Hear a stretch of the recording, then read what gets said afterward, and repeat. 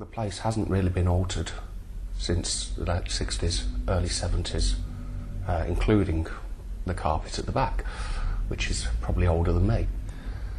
Otherwise, the place has a row of tunnels and running around it, which have all been bricked in over the years, but that would probably be because of the prison over the road, the original prison being over the road, which you can also see just there because it's listed. There was a small part of listed stonework sitting there, and that's part of the original prison, I believe. The whole area's riddled with tunnels around here that have been filled in over the years. It's one of the oldest parts of Leicester, as you can imagine, with the Guildhall and everything. And as for the building itself, there hasn't been an awful lot of alteration. I was told that it was part of two buildings, which would probably be supported by the structure upstairs and the difference in brickwork between the two. Gentleman was telling me he was actually born in the building, and yes, he visited. It was his 60th birthday and he popped in, gave him a little tour around the cellar and what have you. He said that used to go a lot further back. This is how we know about the tunnelling, and a lot further down there's been a false floor put in there. And he did say that it apparently was part of two buildings at one point. So I would imagine some kind of cottage or something at the back. Do you get many people calling and asking about the history at all? Not really. In actual fact, the nature of this place, everybody's been here as just as long as the building. It's very much a regular base. I think anybody wanted to know anything, they would ask one of the regulars. When you are basically a games-led pub with darts, with dominoes, with skittles, a lot of people just don't play these games anymore, except for here. It's a very strange situation. It's just one of the last few local pubs in the city centre. Yeah. There are a few in Leicester, I would say. It is possibly, the Globe certainly. Barley Mow tends to be very much locals pub in town, and the Standard tends to be very much locals pub in town, where you tend to see the same faces over and over again. Why do people come in here at the moment, do you think? Routine, socialising and games.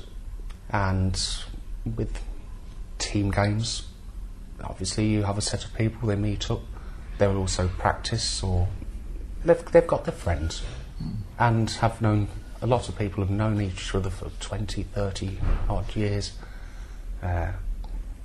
Couple of chaps come in, they said when the back bar was first refurbished years back, said it was one of the best back bars in Leicester, and that's what they've always said, and they've been coming here for probably 40 years, which is nice. That people just know each other, they know what they expect, and they tend to know you're not going to watch over your shoulder all the time.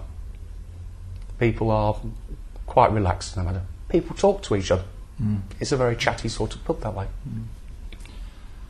What would the reaction be, say, if you decided that you were going to change the colour scheme, make it more modern?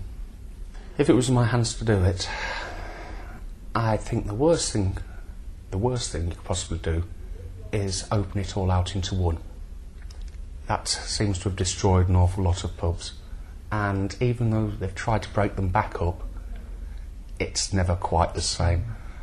Character's inbuilt into some of these places, and once it's gone it can't be replaced. The simple fact is, yes, a lick of paint isn't going to bother anybody, but if you start to modernise it too much, unfortunately they will not have it. I can't blame them in a way. If you've been using a place for so long, some people just don't want change. And a lot of chrome, neon signs, anything else that may be put in, just wouldn't wash. That's for the place itself being just off the beaten track. I don't think that if they did actually refurbish it to that sort of standard and bring it and modernise it, the little trade you've got would be moved on, and you wouldn't have any replacements because there's already somewhere else with it. So it's just a very steady, stable environment. As for alteration, well, as I say, a lick of emulsion. Try and keep it clean and tidy and cover up anything that looks like it's falling down. Would you change the red given a chance, or? Oh God, yes.